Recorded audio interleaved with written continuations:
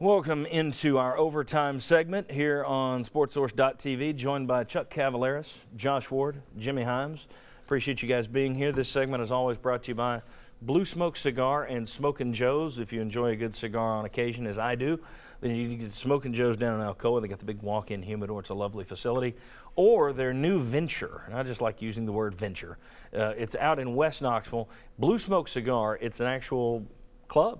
So you can go there, and you don't have to be a member to buy cigars from their walk-in humidor. They got there too. You can sit in the leather chairs, watch some TV, or you can do the membership thing. Do the membership thing, then you got a whole room of TVs and leather chairs. You got card tables, you got golf games, you got electronic games.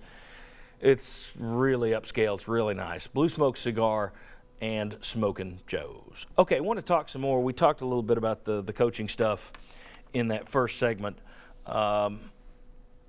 I want to talk about the offensive coordinator spot right off the bat. Mike DeBord leaves to go to Indiana. Thoughts on what happened there? Most of us thought he was going to retire. Mm-hmm. Do you think he was getting some pressure? Surely not, because his offense was tearing it up. But do you think there was pressure on him to leave? Do you think he just didn't want to deal with the headache anymore? Do you think he might believe he was helping Butch Jones by saying, look, people don't like me, I'm going to leave it for you to do your thing? Any scuttlebutt or just any thoughts, theories on what happened there with Mike DeBord? I think he told Butch Jones several weeks, if not a couple of months ago, that he was planning to retire, and I think Butch Jones was planning toward that, and I think he was putting together his list of candidates to potentially replace him. Then the Indiana job for Indiana Jones comes up. Harrison Ford. Temple of Doom.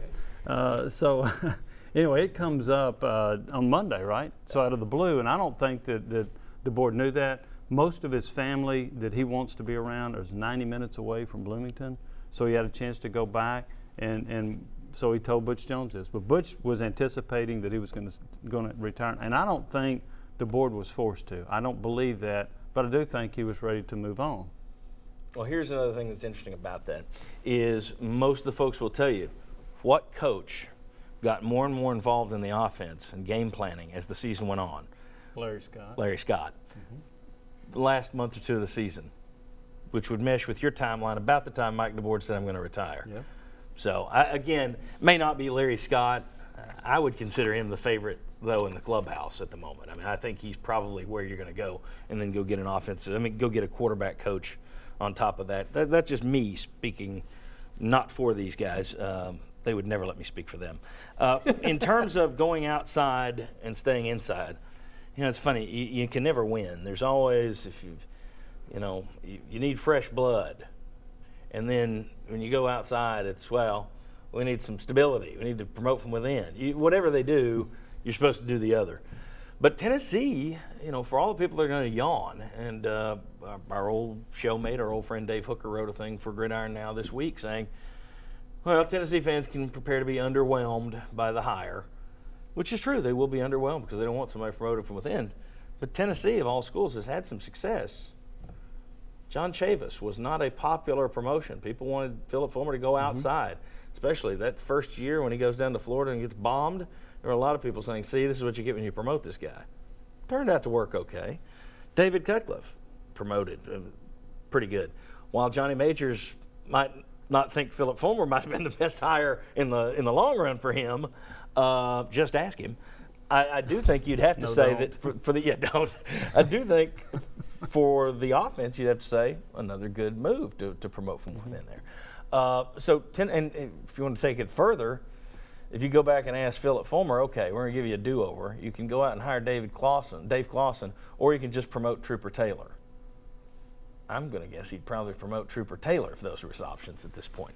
Derek Dooley, if he doesn't hire Sal Sunseri and instead promotes Lance Thompson. Yes. I don't think they go 5-7 with one of the worst defenses we've seen in Tennessee history. I think you're probably right. So that you've had success of promoting from within, that it works. I don't necessarily think that that's a bad that's thing. really an ideal way you wish it would work out, that position coaches would grow into the role that when it became open, they would know the system, they know everything, and they just get promoted. They've earned that right. I don't have a problem with that. And Larry Scott, his recruiting ties to Florida, if he's going to be a good offensive coordinator, we don't know, but if he is the guy, I think it makes sense in a lot of ways.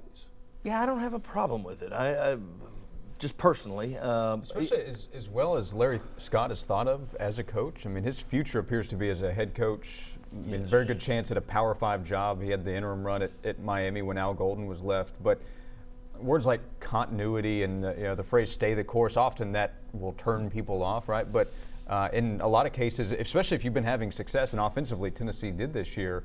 And John, you mentioned Dabo Swinney at the end of the final segment of the TV show. Well, Dabo, when Chad Morris left, just promoted and actually went with co-offense coordinators to keep continuity with what they were doing, transitioning from year 1 to 2 with Deshaun Watson. And what we've heard from Butch Jones on this offensive coordinator deal is he wants to keep his system, but he is open to tweaking it a little bit, which is fine. Yeah. Yes. But basically he wants to stay with a system that was very productive the last 2 years, more productive than people want to give it credit for being. Much more. Yeah, and the thing is, you can have, I found this interesting. It's almost like in this day and age when you find a flaw, it's not a flaw, it's a reason to fire somebody. I found something I don't like. Fire them. Instead of, personally, on the Mike DeBoer front, why didn't you use Kamara and Hurd in the backfield more together? Why didn't you run Josh Dobbs more? Okay, but at the end of the day, when you look at 35 points a game in the SEC for 2 straight years and 400 and something yards, and you're in the top 2 or 3 in the league in offense. Would you have taken that when you hired him? I mean, Yeah. here's a guy, at some point, Mike DeBoer had to wonder what did he get himself into when he got back into coaching, after being out of it. And 2 years at Tennessee, I think he was really ready just to move on. Don't you hope, if you're a Tennessee fan, that Tennessee's offense can average 35 points the Yes. next 2 years in SEC play? But Don't you hope that they can get to that? No, I I'm want sorry. better. Oh, Better. 35 and a half. I'm sorry. I look at, I got a tweet this week. I thought this sums it up. I put something up there about DeBoer and numbers and everything. So he's a good coordinator. Somebody came back and said he was good in November. He built his numbers up against those crap teams. Like Florida? And I went, Florida, Georgia, put up Virginia Tech. He had turnovers, but he put the ball in the end zone. Texas A&M, he had a huge 685 yards against John Chavis defense, 38 points at Texas A&M. Guy wrote back and said his play calling in overtime was atrocious. Well, okay, let me say, if that's how you judge your offense coordinator, that he has to be perfect, Yes. then you're not going to like whoever but you. Pick your own guy. You still won't like them. You do the hire. You're still not going to like them because you're going to sit there and go, well, he shouldn't have done that. This idea that the plays in overtime undo 700 yards, and are you kidding me? We've hit a level that's just insane at this point. And a lot of times it's not the play, it's the decision that somebody makes when they've got options. I mean, Josh Dobbs probably wishes he didn't make that throw down the middle. It's the execution. Yes, One of exactly. the best calls that the board made in the bowl game was an incomplete pass. He had Alvin Kamara coming out of the backfield over the middle. Nobody's guarding him. He set it up perfectly, and the ball was dropped. Or maybe a little bit of – that was a great call. Still catchable Didn't ball. work. hit Right, in. it was, and I thought it should have been called. Yep. But that was If a it's great caught, call. Josh Dobbs is the single season That's right. Yeah, yardage. and it's an 84-yard Record touchdown. holder, yeah. It is. And I remember at the Missouri game, so Tennessee scored 63. We do football finals that night. Guy called in and said, well, I'm mad at DeBoer. I said, what for? He said, because on 3rd and 1, they threw the ball, and they didn't try to score before the end of the half. But they scored, well, actually 56 points on offense, right, because Kongbo had a touchdown. Right. So that's what you're mad about. You're mad because they only scored 56 on offense. I wonder if they ever have their life scrutinized like that. no. What they do, That's one reason I never have a problem with coaches coming back at the media. It's like we sit here and talk about them. But the interesting thing is coaches don't come back at the fans, and they can't. Some of these guys that expect perfection, none of them live their lives that way. I mean, if they had, Well, exactly. it's like you Exactly. forgot to put a period there. You're fired. What? I did the rest of the report was perfect. Yeah, but you didn't put the right code at the top. You're fired, Joe. Sorry, get out. And nobody lives like that. Like they put it off on these coaches. And there's no position worse than offensive coordinator. Defensive coordinators don't even get it as bad as offensive coordinators because everyone thinks they can call a play. I mean, if I heard it once, I heard it a million times. Well, they run that same play with Jalen Hurd on every first down.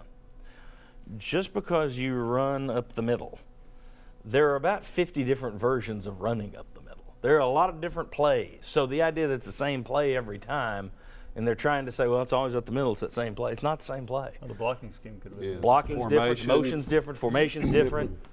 Options the quarterback might have, and a lot of times you get the call, right, Jimmy, that a fan will say, well, I can call almost every play, whether it's run or pass. Well, first of all, you have a 50-50 shot. So, I mean, your odds are That's pretty. actually a great bar game that used to be QB1. That I've been in a bar. Your odds of guessing one way or the other are pretty good, but that doesn't mean that you're going to, one, stop it, two, know exactly what they're doing with that run or pass. And when you go back and review the 2016 Tennessee football season, was offense your problem or was defense your problem? Exactly. And if you're going to say offense is the problem, then you've got a problem. I think so. I mean, and we showed the stats early in the show where that Tennessee offense ranked and where some of the, the Gus Malzahn and Kevin Sumlin, who are geniuses, they're way down below where DeBoer and Jones was. Jones with this offense, that's another thing. Big thing this week that good coaches evolve. They change their system. They bring in new coordinators. They don't force anybody to run their system. And we listed all of those guys. Yes. That's not true. That's just blatantly wrong. And you can look at a guy like Urban Meyer. I would question you, watching me, name the offensive coordinator of Ohio State. Exactly, you can't. It's Ed Warrener, who I'm guessing only the Warreners know him. But it's Urban Meyer's offense.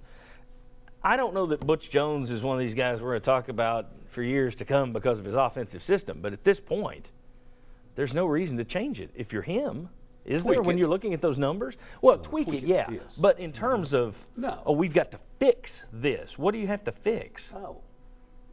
Right, and Well- it's not to say that criticism hasn't been warranted at times. As you mentioned, Kamara, his involvement in the offense earlier on, there was Yeah, a but lot of discussion about that. The Appalachian State game itself, I would have gotten Coleman Thomas out of there when he's dealing with the ankle injuries. So you want to talk about Why do you personnel, wait but- to break out the emergency playbook, as I called it? So the South Carolina game didn't go well offensively. So there can be moments of criticism while also not going to the extreme levels Yes. with that criticism. Well, I mean, I don't think the offense is broken. I don't see a need to fix it, to change it. If you're putting up numbers in the Southeastern Conference, You're doing something that's right. not me spinning it. Somebody tweeted during the show. It's like, oh, well, you put up all these great numbers. They're just facts. That's not. It's, how many points do you score in a game? It's not like I'm looking for some bizarre stat. That's kind of one of the biggies for offense. Points are overrated in my opinion. Points. But when you look at those numbers, I just think that the overreaction toward the offense, and it gets back. You also looked at those numbers. Florida was way down there on offense. You know where they'd be way up there? On defense. And that's what Tennessee has to fix. You want to start winning championships? He tried to fix the defense last year. He made the move, and he went outside and got the guy everybody wanted, and it didn't work. Whether that was all injuries, part shoot, all shoot, it didn't work. But for folks to say it's the offensive issue, I don't get that. One thing I wanted to ask you, and then we'll let you go. It's totally off topic here. Well, not totally off topic. It's still Tennessee football. We were talking in between segments about something that Barrett Sallee said, and he pronounces it Sallee, correct? Yeah. I've noticed he has said something about Butch Jones mismanaging the roster to the point, he mismanaged Jalen Hurd to the point that he quit. That has bugged me a little bit because if a guy gets within 400 yards of being the all-time leading rusher, and coming into the season, no one was saying, that doesn't work. He can't work in that offense. 1,300 yards and 12 touchdowns, that doesn't work. Nobody was saying that. To me, that's on the kid and maybe his father who's talking to him too much. I don't think that's on Butch Jones that he mismanaged Jalen Hurd. Because we also mentioned in the show that there were times where he listened too much to the players. Well, what do you do if Hurd comes in, I want to do this? Okay, we'll let you do this. Am I wrong on that one? That's one thing that he tweets that constantly about Butch Jones mismanaging. There are things to complain about with Butch Jones. There are. To me, complaining that he mismanaged Jalen Hurd and that's why Hurd left, I don't think he mismanaged him at all. I think Hurd's a head case. I'm somewhere in between on that one because I do think he is an eye back. I do think he's a power back. I do think in Alabama's system he'd have been more productive. I agree with that. I don't. So Okay. So my point is, why did you run him out of the I formation or the what was the formation? I'm trying to think. Not Pistol. the pistol.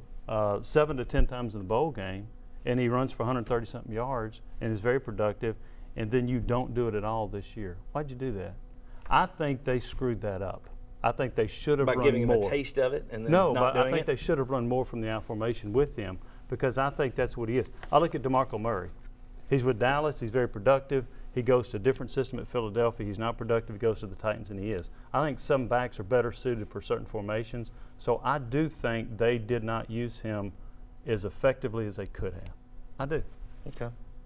I'll disagree because I would look at it and say 1,300 yards. And he could have gained 1,800 though. Okay. If they'd have been in the I That's- formation. all right. I mean, that's the way I see it. And if they put it in the wishbone, it could have been 2,100 yards. I mean, Well, we could we're all play different on that. Yeah. I think in the eye, But he'd so have been you more think he productive. mismanaged him to the point that's where he left? Because I that's do. Salee's point. I do, because Okay, I there you think go. So it's I- not I on do. her, it's on I Jones. think. Well, That's why I asked it. No, I'm not saying he should have quit. No, I'm Okay. saying, But no. I Salee think seems they- to be saying that Hurd left because of Jones. Jones mismanaged it, and that's why he left. And you agree with that? He left because he wasn't used in the offense the way he thought he should have been used. So yeah, that's why he left. Okay. Why do you think he left? I think he left because after, 20 games, somebody started telling him you would have a better career as a tight end or a wide receiver. Because he's not talking about transferring to be an eye back anywhere. He's transferring to be, supposedly transferring, to be a wide receiver or tight end. And Jimmy, has he talked to, I know he hasn't talked to anybody, but you actually asked UT.